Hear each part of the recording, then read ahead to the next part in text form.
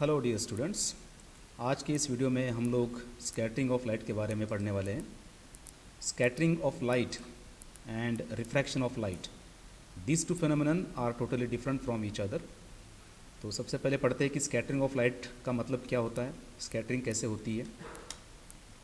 So basically change in the path of light due to obstacle in the path is called as the scattering of light.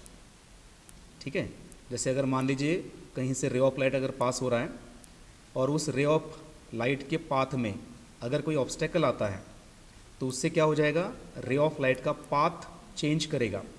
That is called as the scattering of light.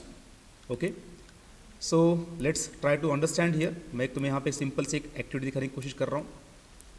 यहाँ पे तुम लोग देख सकते हो एक हमने laser light use किया हुआ है और उस लेज़र लाइट का जो ये है कंटेंट जो है या रे ऑफ लाइट जो है वो हम किसी डिवाइस में से या किसी सॉल्यूशन में से उसको पास कर रहे हैं। अब ये जो सॉल्यूशन यहाँ पे दिखाया हुआ है, ये सॉल्यूशन के जो पार्टिकल्स है वो अपने आप में यहाँ पे क्या करेंगे, एज एन ऑब्स्टेकल काम करने वाले हैं। तो तुम लोग देख सकते हो जैसे ही हम लोग उस रे ऑफ लाइट को देखने की कोशिश कर रहे हैं, भले अभी ये रे ऑफ लाइट एक्चुअली इस लाइन के अक्रॉस आना चाहिए था, लेकिन उसके अलावा भी अगर इसको हम लाइट को देखते हैं तो उस केस में तुम देख सकते हो यहाँ पर जो इंटेंसिटी है उसको हमने यहाँ पे प्लॉट किया हुआ है। मतलब इस रास्ते के अलावा भी या इस पाथ के अलावा भी रे ऑफ लाइट क्या हो रहे हैं या लाइट की जो अमाउंट है वो हमें यहाँ पे रिसीव हो रही है। तो इसी को बेसिकली हम लोग क्या कहते हैं, स्कैटरिंग कहते हैं। ठीक है, रास्ते में अगर कुछ आता है, ऑब्स्टेकल आता है खास करके, ठीक है, तो रे ऑफ लाइट का जो पाथ है वो चेंज करता है। अब रे ऑफ लाइट के पाथ में जो ऑब्स्टेकल आ रहा है, ठीक है, वो ऑब्स्टेकल किस तरह का होना चाहिए ताकि स्कैटरिंग ऑफ लाइट हो सके। तो बेसिकली ये डिपेंड करता है कि तुम्हारा रे ऑफ लाइट जो है उसकी वेवलेंथ कितनी है और जो ऑब्स्टेकल का साइज़ है वो कितना है। अगर ये दोनों भी तुम्हारे कंपेरेबल अगर होते हैं, that is wavelength of the incident light and the size of the obstacle, in that case scattering is prominent, या उसको हम ठीक से यहाँ पे देख सकते हैं। एक स्कैटरिंग का अगर हम बात करेंगे तो बेसिकली स्कैटरिंग जो होता है it is inversely proportional to the lambda raise to 4। Lambda का मतलब यहाँ पे इंसिडेंट लाइट की जो वेवलेंथ है वो है। तो जितनी कम से कम वेवलेंथ होगी उतना स्कैटरिंग भी क्या होगा, यहाँ पे ज़्यादा होगा। अगर हम लाइट की बात कर रहे हैं तो हमें पता है कि विबजोर जो हम यूज़ करते हैं, वायलेट, इंडिगो, ब्लू वगैरह, तो इसमें सबसे कम जो वेवलेंथ है वो वायलेट की है।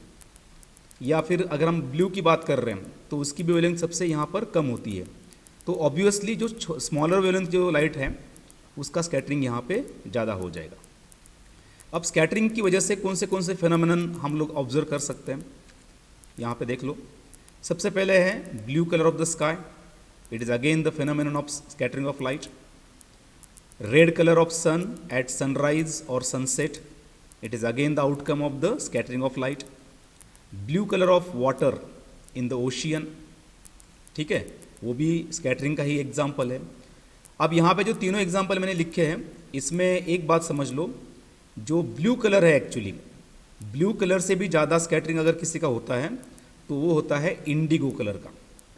लेकिन हमारी जो आंखें हैं वो ब्लू कलर को ज़्यादा सेंसिटिव होती है क्योंकि उसका भी वेवलेंथ काफ़ी कम रहता है, इसलिए हमें लगता है कि स्काई ब्लू है। या जैसे अगर हम red colour of sun and at sunrise and sunset की अगर बात कर रहे हैं तो उसका भी एक रीज़न है। बेसिकली ड्यूरिंग सनराइज या सनसेट सन की डिस्टेंस हमसे काफ़ी ज़्यादा होती है, तो बाकी जितने भी कलर्स हैं या स्मॉलर वेवलेंथ जितनी भी होती है उन सब का स्कैटरिंग पहले से ही हो जाता है। लेकिन जो रेड कलर है उसका स्कैटरिंग सबसे कम होता है क्योंकि उसकी वेवलेंथ ज़्यादा होती है, इसलिए हम तक जो अनस्कैटर्ड पार्ट पहुंच रहा है वो रेड कलर होता है। इसलिए सन जो होता है वो हमें रेड दिखता है at the time of sunrise और सनसेट। वही अगर हम स्काई की बात कर रहे हैं ड्यूरिंग आफ्टरनून खास करके, देन इन दैट केस जो ब्लू कलर की स्कैटरिंग होती है वो सबसे ज़्यादा होती है, इसलिए जो स्काई का कलर है वो हमें ब्लूइश नज़र आता है। वैसे ही वाटर के अंदर अगर हमारे वाइट लाइट एंटर करती है या सनलाइट अगर एंटर करती है तो उस केस में भी ज़्यादा स्कैटरिंग जो है वो ब्लू कलर का होता है। That's why the water appears to be bluish. Let me try to show you some images here. After that again one more thing is here, जो वाइट कलर होता है स्नो का या फिर क्लाउड्स का, वो भी तुम्हारा स्कैटरिंग का ही एक रीज़न है उसका भी. लेकिन यहाँ पे जो स्कैटरिंग हो रही है, थोड़े से बड़े पार्टिकल्स अगर यहाँ पे आते हैं तो सारे कलर्स की जो स्कैटरिंग होती है वो इक्वली होती है. और हमें पता है कि जब 7 कलर्स को हम ऐड करेंगे तो वहाँ पे क्या मिलेगा, हमें वाइट कलर मिलेगा. ठीक है, तो इसलिए यहाँ पे जब इक्वली स्कैटरिंग होती है सभी कलर्स की, तो उस केस में जो है हमें यहाँ पे वाइट क्लाउड्स नज़र आते हैं. ठीक है, नाउ सी हियर, ये पहला एग्जांपल है, blue colour of the sky. यहाँ पे तुम लोग वाइट क्लाउड्स भी देख सकते हो. तो ये ब्लू कलर जो बेसिकली है, खास करके आफ्टरनून के टाइम में ब्लू कलर की वेवलेंथ सबसे कम होती है, इसलिए ज़्यादा स्कैटर वो करेगा compare to the red and other colours. So that's why sky appears to be bluish.